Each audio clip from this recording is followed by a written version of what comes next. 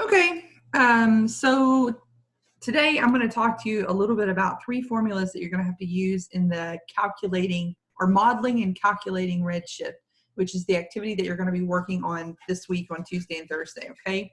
So your goal is to try to get like all the way through number 6 done by Friday, okay?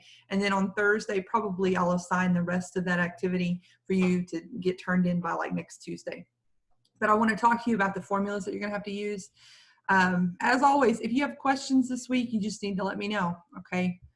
So that we can go over them. If you want to get on the join meeting or whatever on Tuesday and Thursday, you can and ask questions. But maybe to head some of that off, we're going to go ahead and look at what the formulas are going to look like. So maybe you don't even have to, come to the class meetings if you don't want to.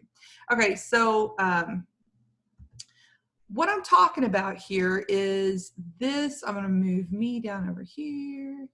Okay, so this is the worksheet that I'm talking about, or this is the little packet that I'm assigning this week. It's this lab right here. It's called Modeling and Calculating Redshift.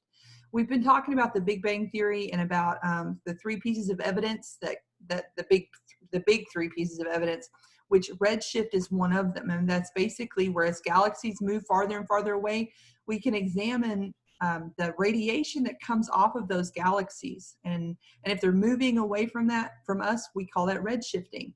One thing that Edwin Hubble discovered is the farther out they get, the faster they go. Okay, so what we want to look at today is how would you model this? How could we make a model of this? Now, normally, what I would have you do is we would actually do this together. We would do this little activity together. We'd go outside and we did this last year and it was kind of fun. I mean, but since we can't do this together, I'm just going to have you watch it.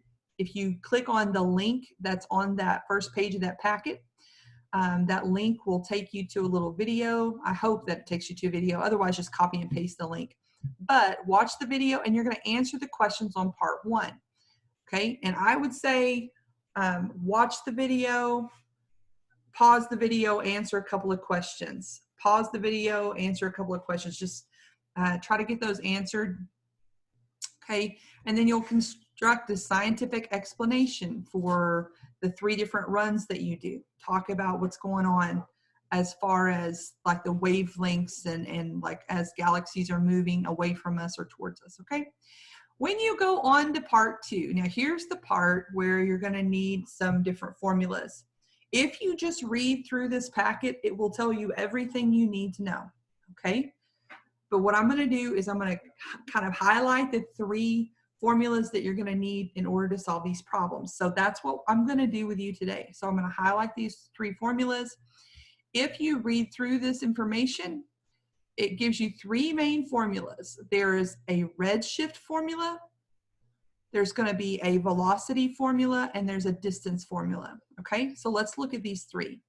On question 3, it will ask you to calculate the redshift of this star. Okay, there's a star in the Leo dwarf galaxy that has an observed wavelength of 657.5, and normally hydrogen gives off a wavelength of 656. That's called a reference or an actual wavelength of hydrogen. Okay, so there's 2 different kinds of wavelengths here. There's an actual and then there's the observed, okay? And that's going to be important. So let's talk about how you calculate redshift. So here we go. So for question 3, what you're going to be doing is when you calculate redshift, do a redshift. To calculate redshift, you need that formula that they talked about over there, okay? The formula looks like this. You draw your little upside down Y looking thing, and it's wavelength delta is equal to Z, which that's going to be your redshift, times your wavelength actual, okay?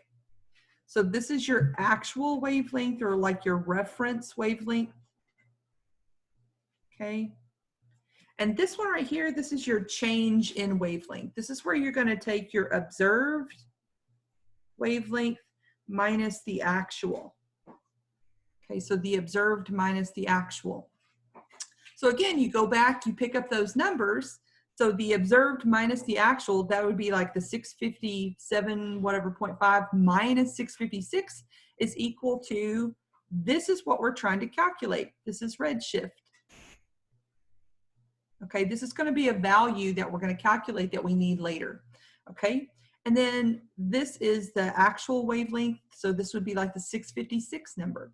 So you plug this number in, you plug these numbers in, and then you solve to find your redshift. Okay, so this is the first formula that we're going to use. This is the formula that you're going to use to solve question 3. Okay, all right, so let's go back and take a look at the next part. Okay, so question 4.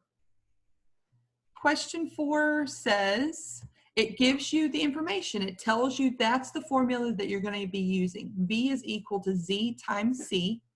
Okay, where Z is the redshift, V is the velocity of the star, and the speed of light is 3.0 times 10 to the 5th kilometers per second. Okay, so this is the next formula that you're going to be using. All right, so the second formula that you're going to be using, this is the formula for velocity. Okay, and remember, velocity, V is equal to, you're going to take the redshift times the speed of light in a vacuum. Okay, and that will give you the velocity of this galaxy that we're looking at, or the star in this galaxy. Okay, so V is velocity. This is the redshift. This is the number that you're going to use that you got from the previous question. So the answer that you got here, you're going to plug it in right there. And then this, of course, is your speed of light, which is 3.0 times 10 to the 5th kilometers per second. Okay. All right. Use that, plug that in. This will help you with number 4. Okay. Now, if you go back and you look at the next part of the packet, okay? So question 5. Question 5, they start talking about universe expansion and the fact that as galaxies move away from us, the farther they get, the faster they go. And so the way that we determine distance is we measure distance in space in light years. Okay, so this is where we're getting kind of Star Trek-y now. Okay, we're talking about measuring distance using time. Okay, so the way that we're going to calculate distance is by using this formula right here. D is equal to V over H with that little 0 value there. That's just called Hubble's constant, which they give you the constant value right here is 2.30 times 10 to the negative 5th. And that's kilometers per second per light year. Okay, it's the amount of